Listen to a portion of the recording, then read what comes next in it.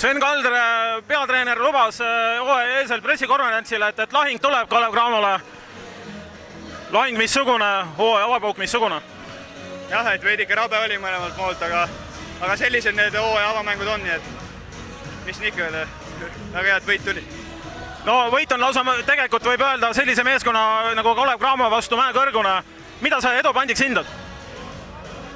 Ma ei teagi, ma arvan, et ma olen mingi väga suuri põhjapanevaid järeldusi, pole mõtet sellest teha, et nendel kõik alles uued mehed koos ja eks neil võtab see kokkusulandamine natuke rohkem aega äkki kui meil, et meil on nagu ikkagi mõned mehed siin tuttavad, et võib-olla meil see valulik osa läks vähe kiiremini.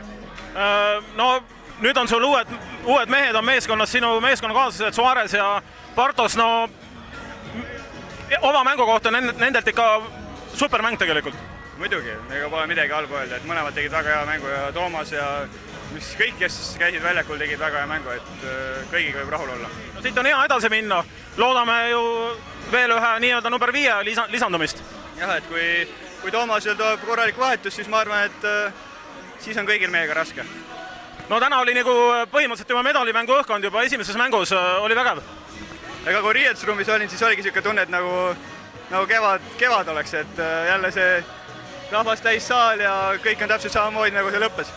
No jätkame samamoodi, Sven, aitäh ja edu meeskonna järgmiseks mängudeks. Aitäh!